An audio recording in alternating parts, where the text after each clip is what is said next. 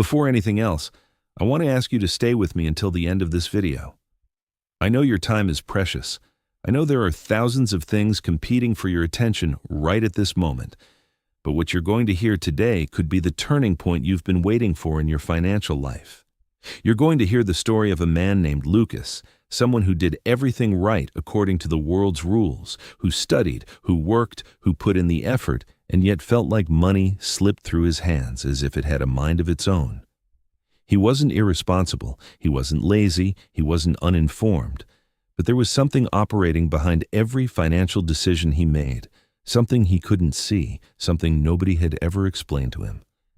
And when he finally discovered what this invisible force was, when he finally understood why his financial life seemed stuck in a repeating pattern, everything began to change.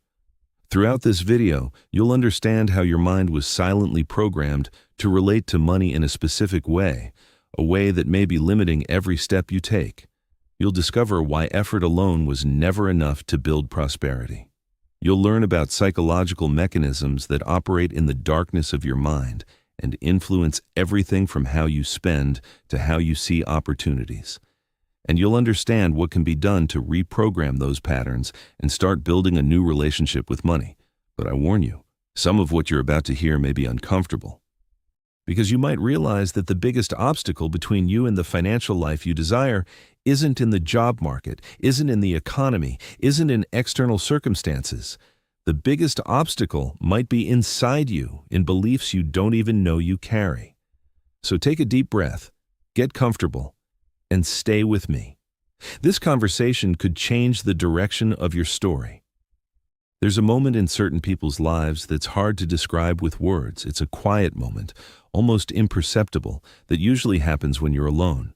Maybe lying in bed before falling asleep, maybe sitting in the car after a long day of work, maybe looking out the window on a Sunday afternoon with not much to do. And in that moment, a strange feeling arises, a kind of nameless discomfort, a restlessness that comes from deep inside and makes you question things you normally avoid questioning. And one of those things, perhaps the most uncomfortable of all, is this. Is my financial life really just the result of my effort, or is there something deeper going on, something I can't quite see? Have you ever had that moment? Have you ever felt that restlessness? Have you ever caught yourself thinking that no matter how hard you work, no matter how much you dedicate yourself, no matter how much you try to do the right things, money seems to have a strange relationship with you, as if there were an invisible barrier between you and the prosperity you so deeply desire?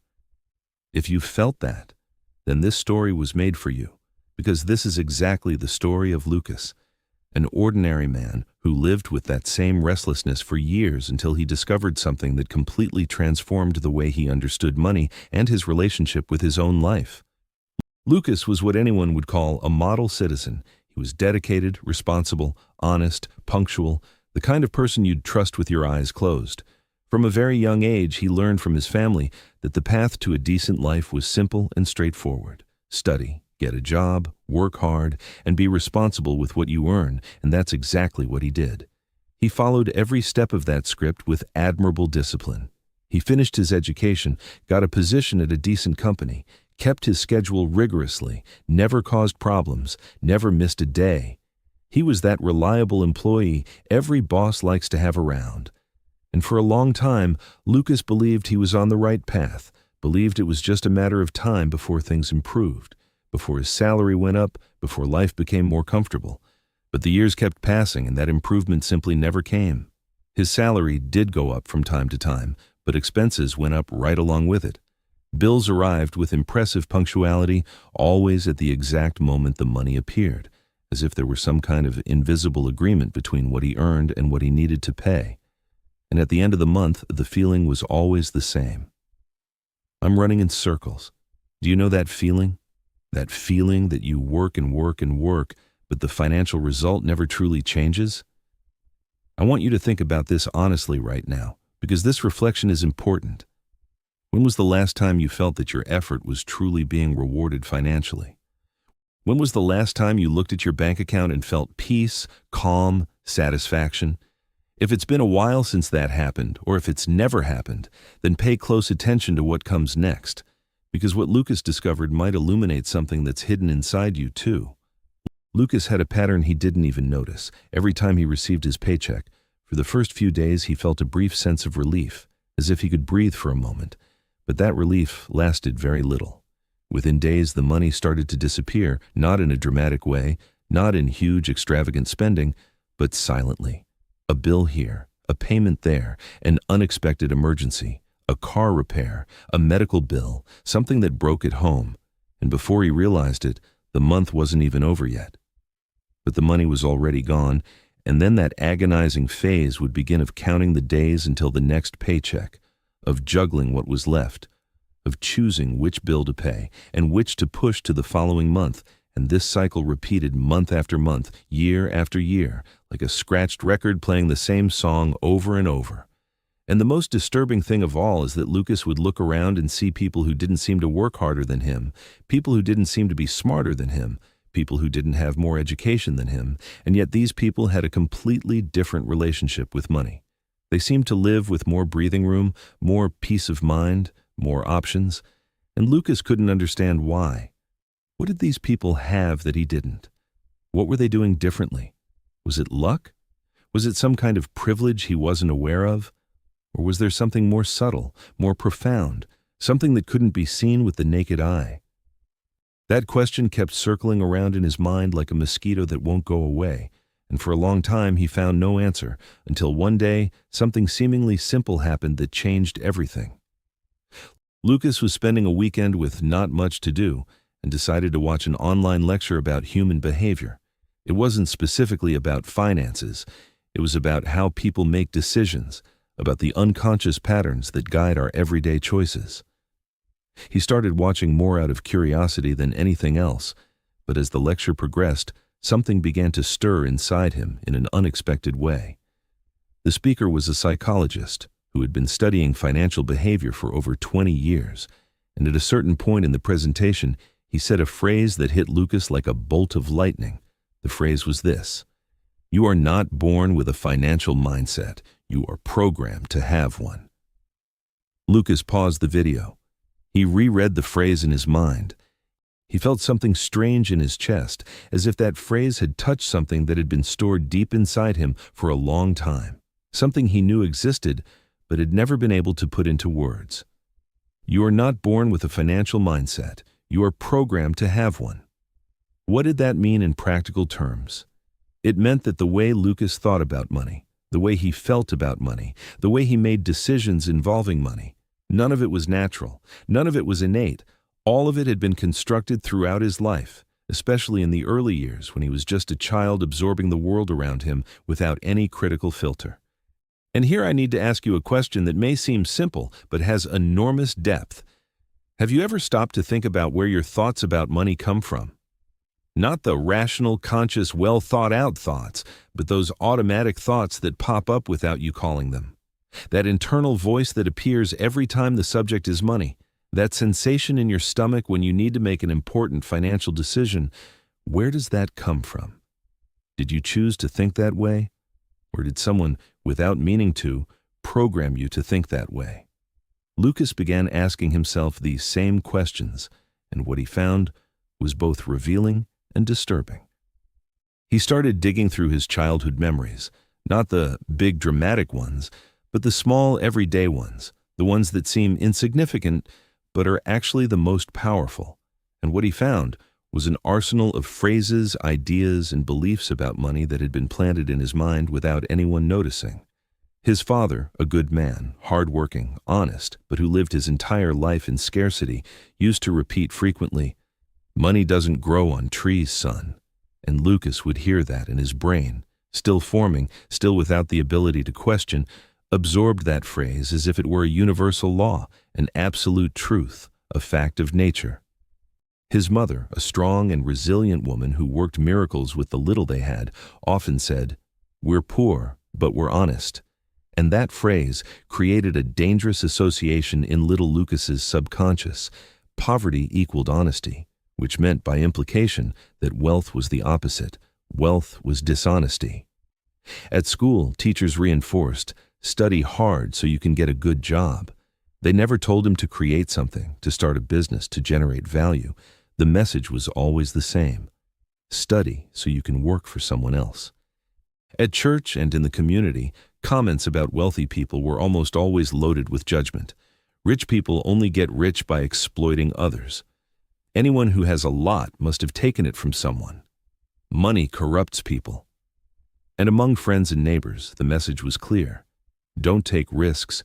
Don't dream too big. Stay in your place. Safety is better than risk. Do you see what was happening? Without anyone intending to harm Lucas, without any malice involved, his mind was being programmed brick by brick with a series of beliefs that created invisible limits around him, limits that determined how far he could go financially, like an invisible fence he couldn't see but could feel every time he tried to take a step beyond it. And I ask you now, what were the phrases you heard about money when you were a child? Think carefully. Go back in time. Remember what they said in your home when the topic was money. Remember the tone of voice, the expression on their faces, the emotional energy that accompanied those conversations. Was it an energy of calm and confidence? Or was it an energy of worry, of fear, of scarcity? Because it's not just the words that program us, it's the entire emotional atmosphere that accompanies those words. A child's brain doesn't just process rational information. It processes emotions, sensations, energies, and all of that forms an internal map of what money means, and that map will guide that child's decisions for the rest of their life, unless they become aware of it and decide to redraw it.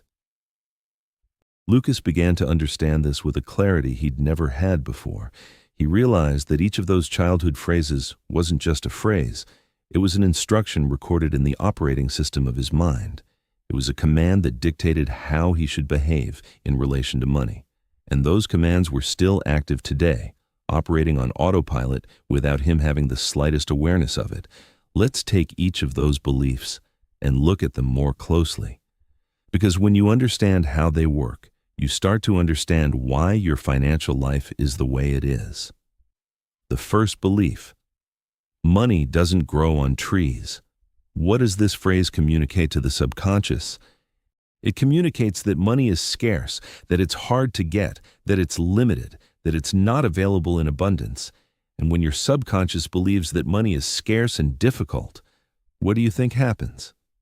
You start acting according to that belief. You become someone who holds on to the little you have out of fear of losing it, who avoids spending even when you need to, who sees money as something too precious to circulate, and paradoxically, this posture of holding and controlling blocks the natural flow of money into your life. Because money works like energy, it needs to circulate, it needs to flow. When you block the flow out of fear, you block the inflow as well. The second belief: rich people only get rich by exploiting others. This is perhaps one of the most destructive beliefs in existence, because it creates a direct association between wealth and immorality. And when your brain associates wealth with something immoral, something wrong, something condemnable, what does it do? It moves away from wealth, because the human brain is designed to keep us away from what it considers dangerous or wrong. It's a protection mechanism. If your subconscious believes that being rich means being a bad person, it will create unconscious sabotages every time you get close to a situation that could generate wealth. You'll feel uncomfortable with too much money. You'll spend quickly when you receive a lot. You'll reject opportunities that seem too profitable. All of this without realizing it. All of this on autopilot. The third belief: safety is better than risk. This belief seems reasonable on the surface after all. Who doesn't want safety? But the problem is that it creates an aversion to risk that goes far beyond what's healthy. It makes you avoid any kind of change, any kind of investment, any kind of decision that involves uncertainty. And the result is that you stay stuck in the same place, doing the same things, getting the same results. Because every time an opportunity appears, an opportunity that requires a little risk, a little courage, a little faith, this belief screams inside you saying, don't do it, it's dangerous, stay where you are, at least here it's safe. And you obey. Not because you're a coward, but because this programming is stronger than your conscious will. Do you identify with any of these beliefs? Do you recognize any of them operating in your life? If the answer is yes, don't blame yourself, Because you didn't choose these beliefs, they were installed in you at a stage of life when you didn't have the ability to filter, question, or reject information. You were just a child doing what every child does, absorbing the surrounding environment like a sponge. Lucas understood this and felt something I want to describe carefully, because it's a complex feeling. He felt anger and compassion at the same time. Anger because he realized how much of his life had been wasted following a programming that wasn't his, and compassion because he understood that the people who planted those beliefs in his mind, his father, his mother, his teachers, the community, didn't do it out of malice. They did it because it was all they knew. They were just passing on the same programming they had received, and that programming had been repeating for generations, like an invisible inheritance that nobody questioned because nobody knew it existed. And here's the big insight. The chain only breaks when someone becomes aware of it. As long as the programming operates in the dark, it's invincible. It controls everything without being seen. But the moment someone turns on the light, the moment someone looks at those beliefs and says, wait, this isn't true, this is just something I was taught and I can choose to believe something different, in that moment the chain begins to weaken. And that's exactly what happened with Lucas.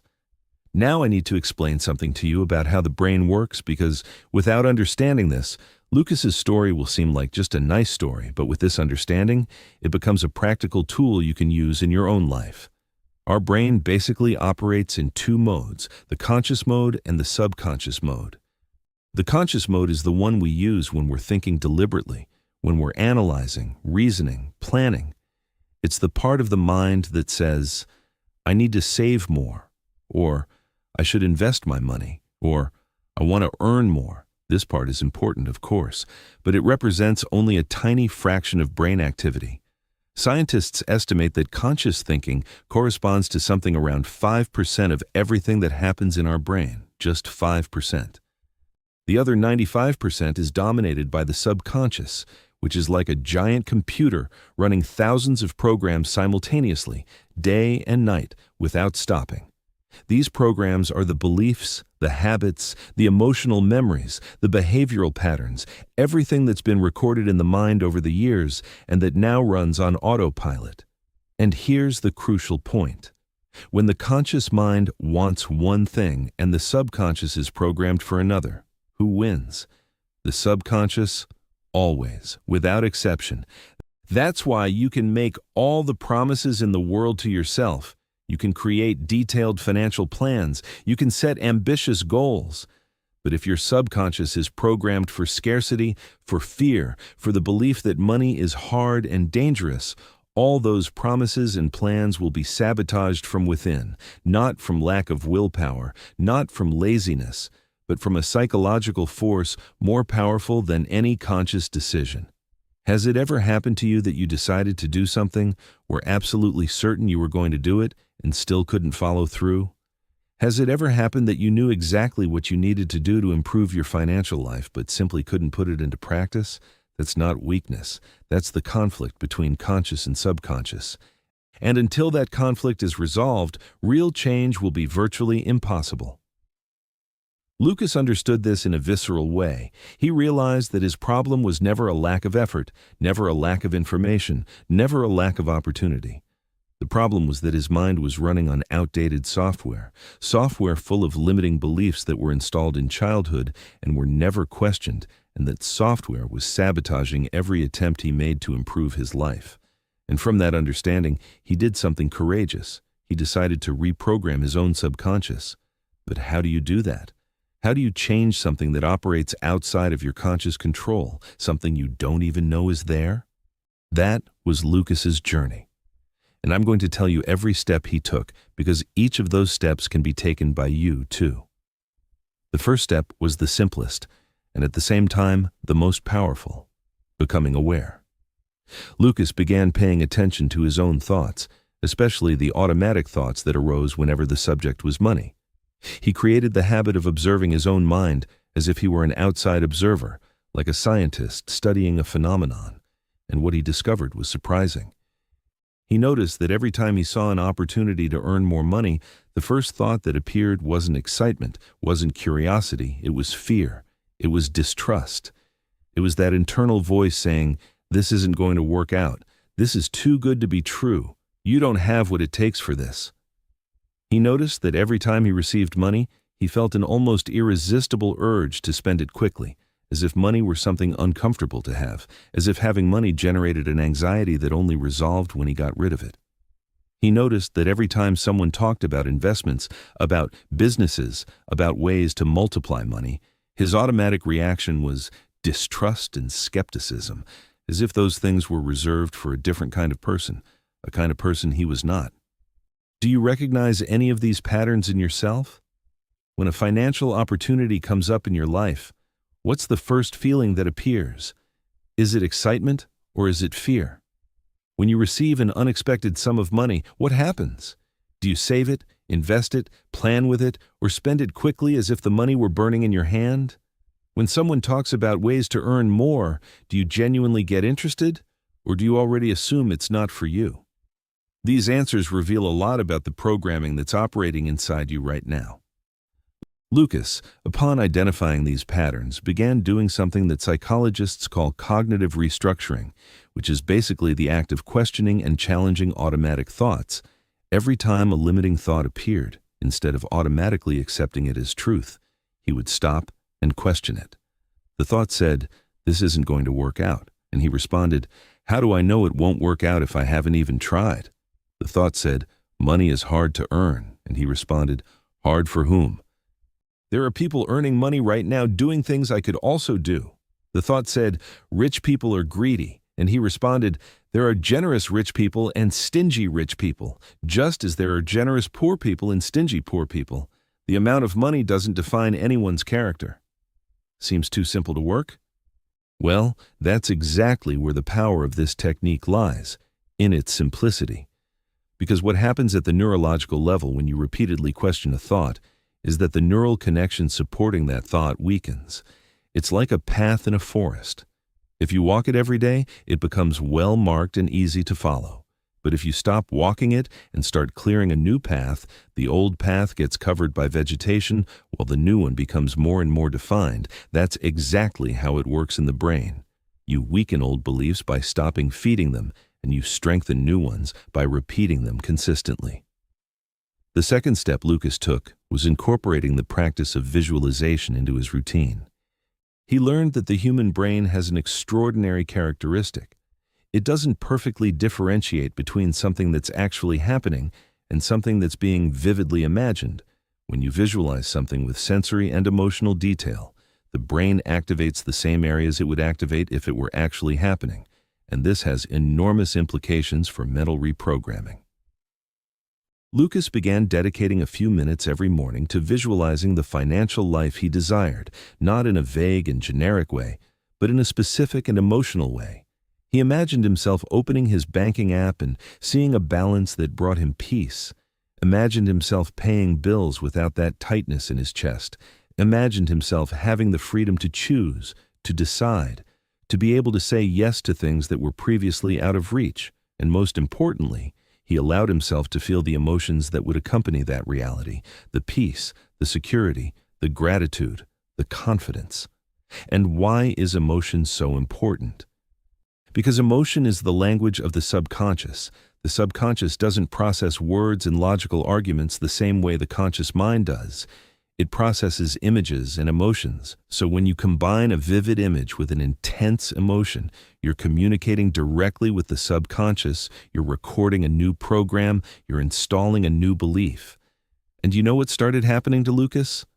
Subtle changes, almost imperceptible at first, but that over time became increasingly evident.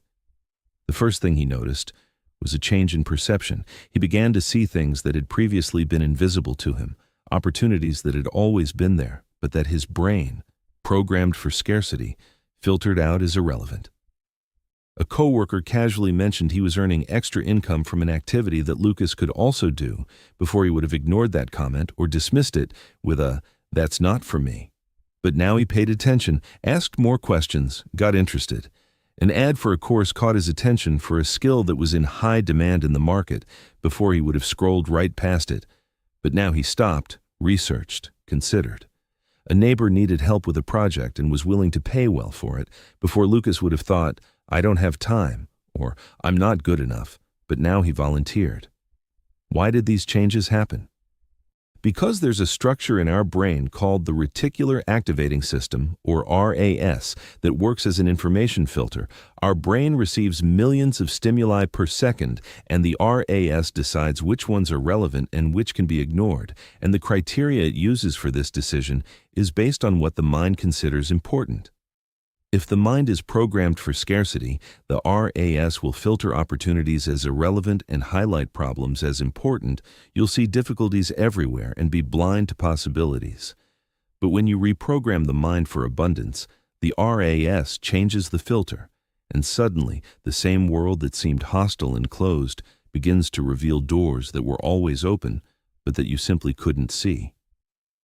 It's not the world that changed, it's your perception of the world that changed, and that changes absolutely everything.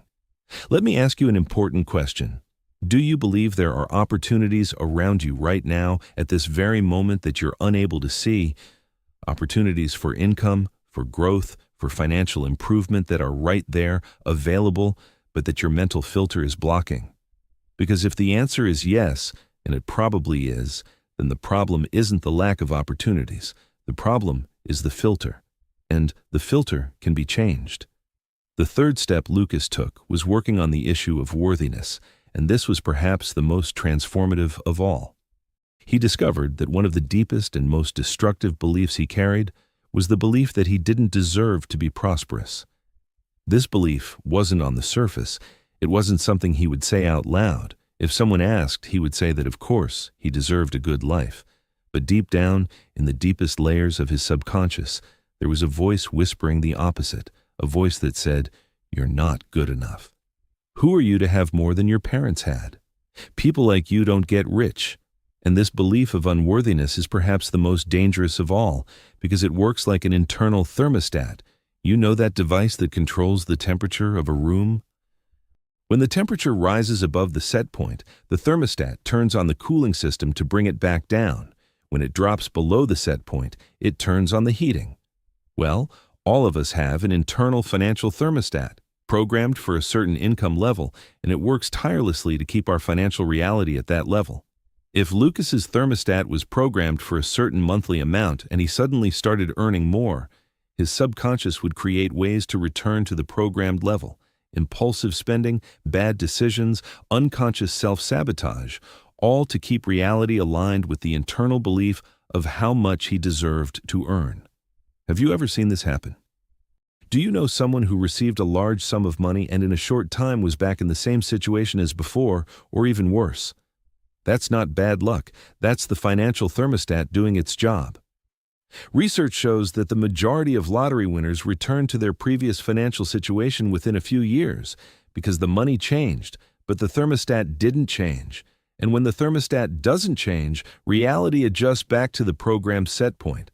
Lucas understood that before trying to earn more money, he needed to feel deserving of more money. He needed to expand the internal thermostat. He needed to reprogram the image he had of himself in relation to prosperity. And how did he do that? Through consistent affirmations. Every morning and every night, he repeated phrases to himself like, "I deserve prosperity. I am capable of generating wealth. Money is a positive tool in my life. I am worthy of abundance." In the beginning, and this is important for you to know, these affirmations felt false, they felt ridiculous. His subconscious resisted strongly. It was as if a part of him screamed, "That's a lie, that's not true. Who are you trying to fool?" And this is completely normal. It's the old system fighting to maintain itself. It's like a mental immune system rejecting an idea that contradicts the installed program. But Lucas persisted. Day after day, week after week, he repeated these affirmations with conviction, and gradually, very gradually, something began to change. The affirmations that felt like lies became less strange, then possible, then probable, and eventually true. Because that's how neuroplasticity works. Repetition creates new neural pathways. The more you repeat an idea, the stronger the neural connection supporting that idea becomes, until it becomes the new automatic default. I want to ask you something now, and I want you to be deeply honest with yourself. Do you feel deserving of wealth? Not what you think you should feel, but what you actually feel. If someone offered you $1 million right now, with no conditions, what would you feel? Pure joy? Or would you feel, along with the joy, a twinge of discomfort, of guilt, of, this is too much for me? If you'd feel discomfort, then there's probably a belief of unworthiness operating in your subconscious. And as long as it's there, it will function like that hole in the bucket. You can pour in all the water you want, it will keep leaking out. Lucas also incorporated gratitude as a tool for transformation, and this was a game changer in his life. He learned that gratitude has an extraordinary power over the human brain, because gratitude and scarcity cannot exist in the same mental space. When you're genuinely grateful for what you have, even if it's little, the brain interprets this as a signal of abundance. It understands that if you have reasons to be thankful, then you're not in total misery. And when the brain registers abundance, it switches operating modes. It exits survival mode and enters creativity and growth mode. And in this mode, ideas flow better. Opportunities are perceived more clearly. Decisions are made with more wisdom. Lucas created a simple ritual. Every night before going to sleep, he wrote down 3 things he was grateful for that day. They could be simple things: the coffee he had in the morning, his children's health, the sun that shone, a kind word someone said. The size didn't matter, the feeling mattered, and over time this ritual was literally rewiring his brain, training his mind to seek what was good instead of focusing on what was missing. But I need to be very honest with you about something fundamental. Everything I'm sharing, the changing of beliefs, the visualization, the affirmations, the gratitude, all of this is the foundation. It's the base. It's the ground upon which you build, but it's not the building itself. The building requires action. And this is a distinction that many people confuse. There's a real danger. In positive thinking, disconnected from action, there are people who believe that all you need to do is think nice thoughts, repeat mantras, and make a vision board, and money will magically appear. And that's a dangerous illusion, because it generates frustration and disbelief when results don't show up. What mental reprogramming does is remove the internal blocks that prevent effective action. It's like cleaning a car's windshield. A clean windshield doesn't make the car move, but without it clean, you can't see the road and you can't drive safely. A reprogrammed mind doesn't make money fall from the sky, but it allows you to see opportunities, make better decisions, act with more confidence, and stop sabotaging yourself. And that's exactly what happened with Lucas. With a clearer, more open, more confident mind, he began to take action. He signed up for an online course to learn a new skill that was in demand in the market. He started offering services as a freelancer in his spare time. The first results were modest, few clients, little income. But the difference is that now the belief operating inside him was no longer, this isn't for me. It was, I'm building something, and every building starts small. And this shift in belief made all the difference, because it gave him something he didn't have before: persistence.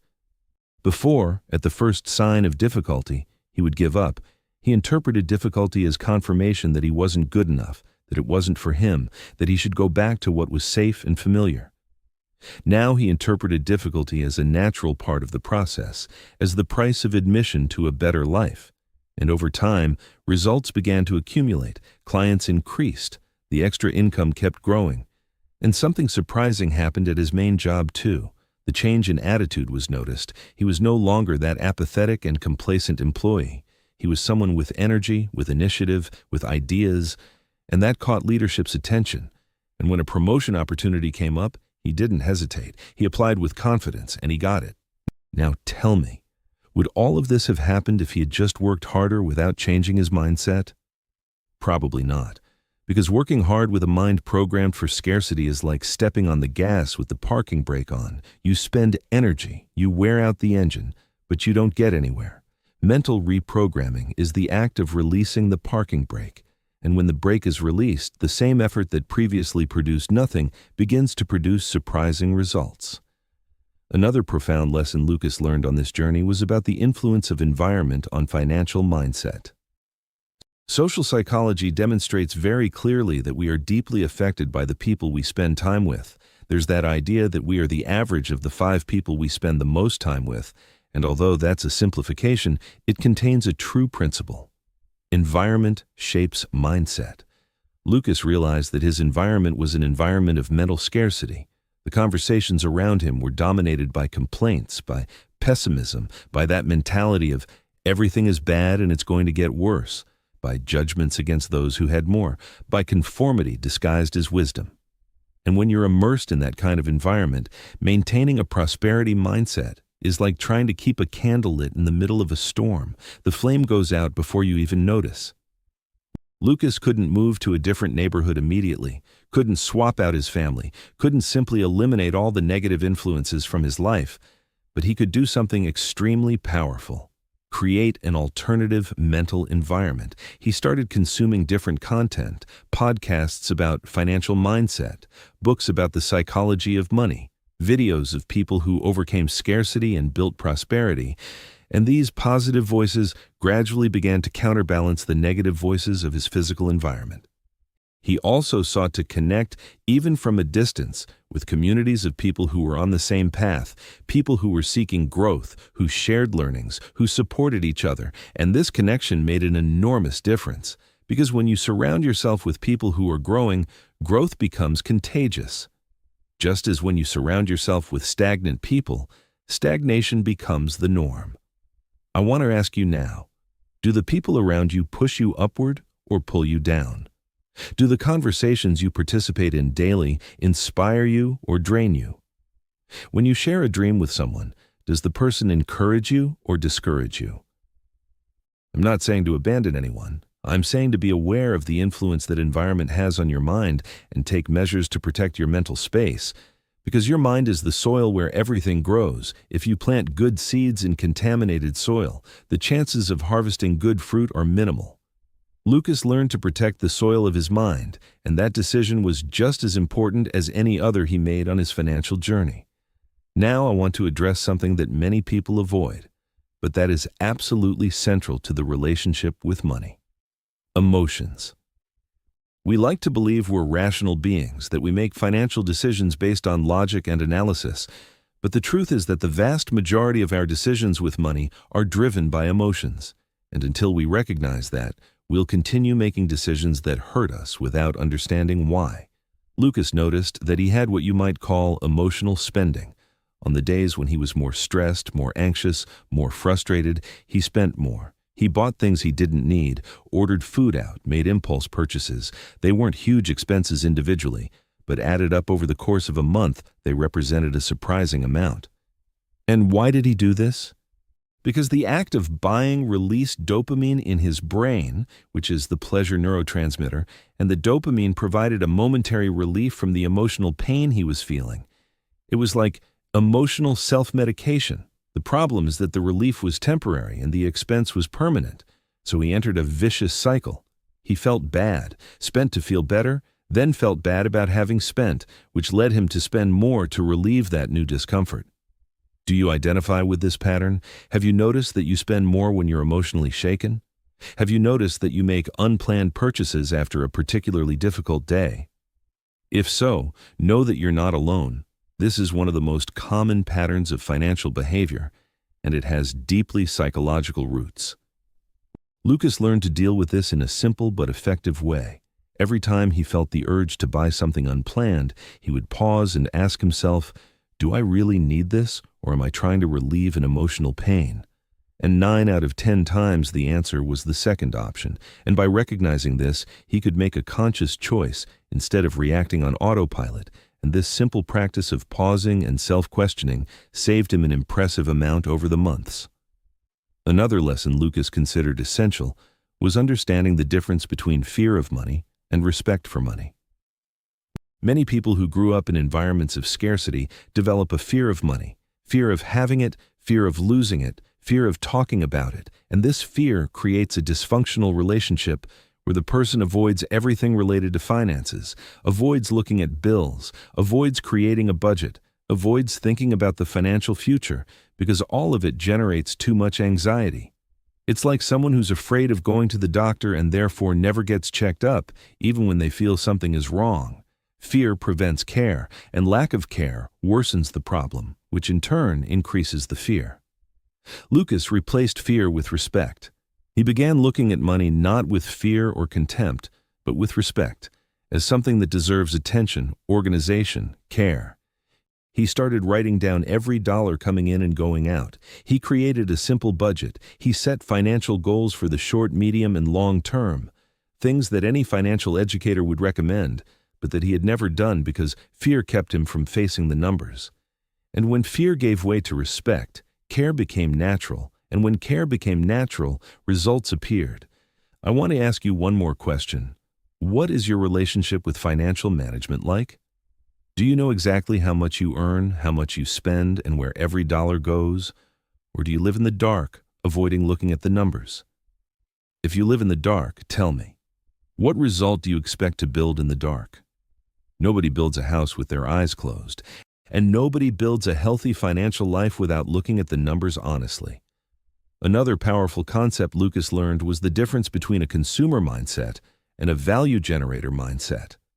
Most people operate with a consumer mindset. They work to earn money and use money to consume, and the cycle repeats endlessly. The value generator mindset is fundamentally different. In it, the question isn't, how much can I earn, but rather, how much value can I generate? And this change of question changes everything, because the world operates on a very simple principle. Whoever generates value receives value in return. If you solve a problem that many people have, the money comes. If you offer something people need, the money comes. If you improve someone's life in some way, the money comes. It's not magic.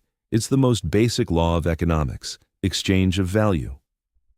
Lucas began asking himself, how can I generate more value? Instead of, how can I earn more? And this shift opened up possibilities he had never imagined. He identified skills he had that could be useful to others, identified problems around him that could be solved, stopped waiting for someone to give him a chance, and started creating his own chances. And that is the essence of the prosperity mindset. Don't wait, create. Don't complain, act. Don't blame the world, take responsibility. And I know that taking responsibility is heavy.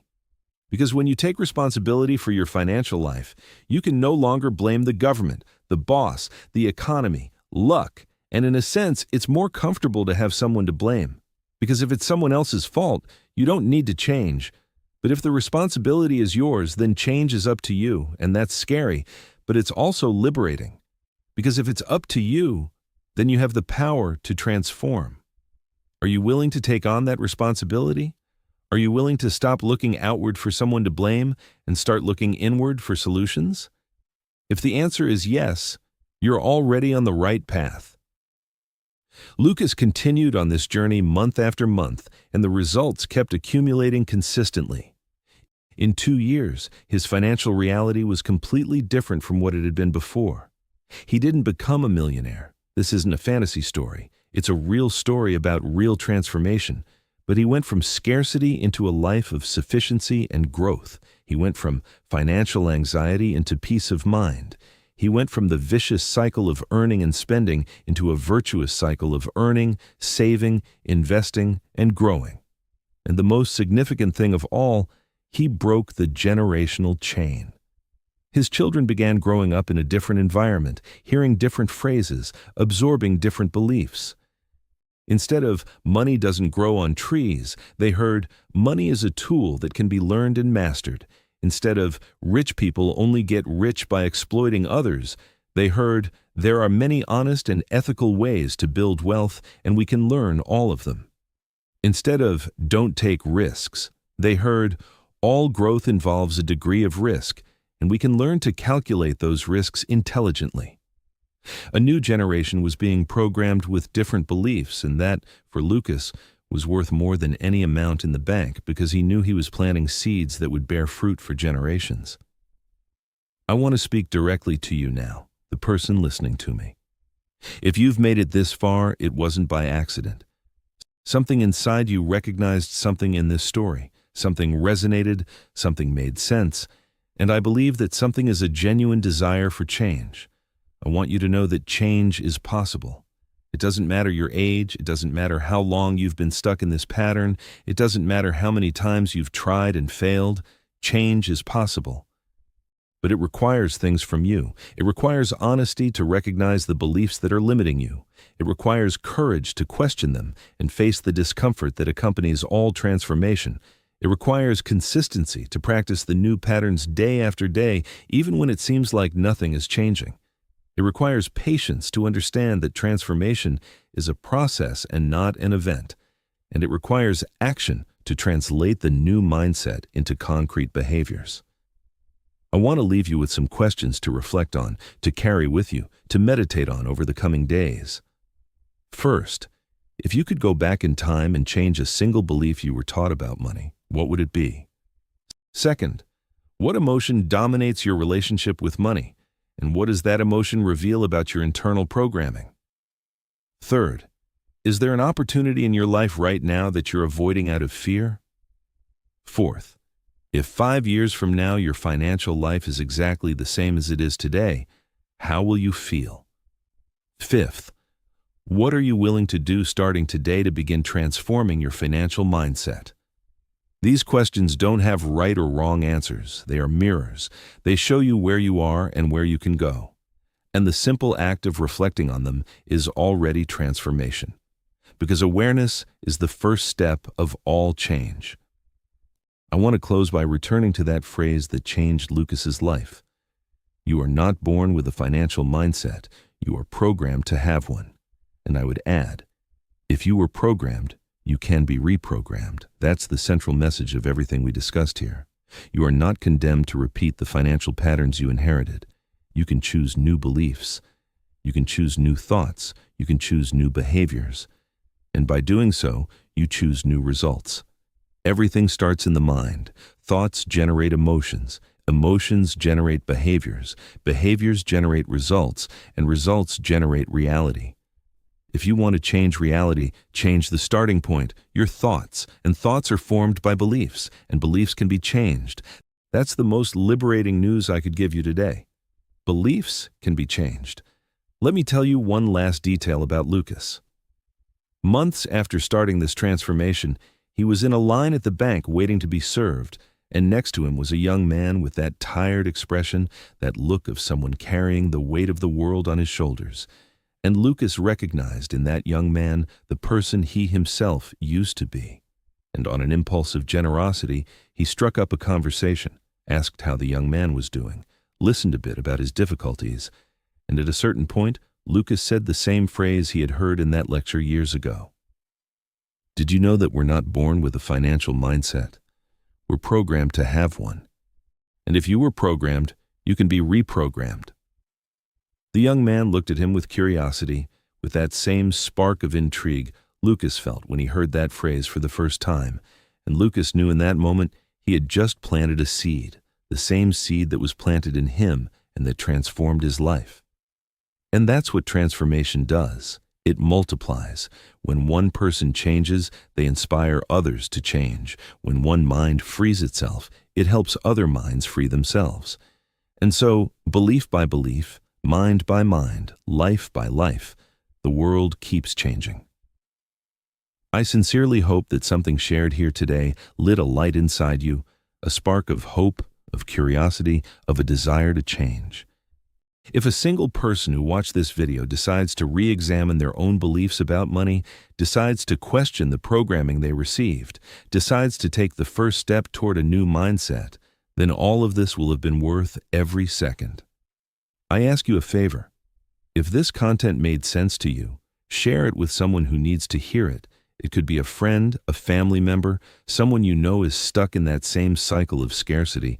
Sometimes all a person needs is to hear the right thing at the right time. And maybe this video is exactly that for someone you know. Before you leave, do something for yourself. Grab a piece of paper, a pen, it can be the Notes app on your phone, and write down the answer to this question. What is the belief about money I'm going to start questioning starting today? Write it down. Because when we write, we take it from the abstraction of thought and place it in the concreteness of the written word, and that simple act is the beginning of all transformation. Thank you for staying with me until now. In a world of infinite distractions, the fact that you dedicated this time to a conversation that can genuinely change your life says a lot about you. It says you're searching. It says you want more. It says you believe it's possible. And it is possible. Lucas's story is the story of millions of people who decided to stop living on autopilot and take control of their own minds. It's the story of someone who chose to leave the audience and step onto the stage of their own life. And this can be your story too. The choice is yours. It always has been. In the comments, tell me, what is your biggest financial pain today? Is it debt, lack of opportunities, or that feeling of always chasing money without ever catching it? I read every comment and I want to know what's in your heart. This conversation doesn't end here. It's just beginning. Remember, you were programmed, but you can be reprogrammed. Your mind is the most powerful territory you possess. Take care of it. Feed it with the right beliefs. Protect it from the wrong influences, and the results will come. I'm certain of it. Let's quickly recap what we covered to lock it into memory. First, we understood that our financial mindset isn't something we're born with. It's something that was built throughout life, especially in childhood, through phrases, experiences, and observations of the environment, and that this mindset operates in the subconscious, influencing every decision we make without our awareness. Second, we learned that there are specific beliefs like money is hard to come by, rich people are dishonest, and safety is better than risk, that create invisible limits in our minds and prevent us from moving forward financially. Third, we discovered that the brain is plastic and can be reprogrammed through techniques like cognitive restructuring, visualization, affirmations, and gratitude practice. Fourth, we understood the concept of the financial thermostat and how it keeps our reality at a pre-programmed level and how we can adjust it to a higher level. Fifth, we saw the importance of environment in shaping mindset and how we can protect our mental space by creating alternative environments of positive influence. Sixth, we recognize that many of our financial decisions are emotional and that learning to identify and manage those emotions is essential for a healthy financial life. And seventh, we understood that a change in mindset needs to be accompanied by concrete action, because thought without action is just fantasy. But action with a reprogrammed mindset produces transformative results. All of this together forms a complete approach to financial prosperity, one that starts in the mind and manifests in reality. I'll wrap up here, but before I go, I want to remind you, you deserve prosperity. You deserve financial peace of mind. You deserve to have choices and freedom. Don't let old beliefs convince you otherwise. You are stronger than any programming, and the proof of that is that you're here. Searching, questioning, wanting more. And those who seek, find, always. Thank you for being with me. Until our next conversation.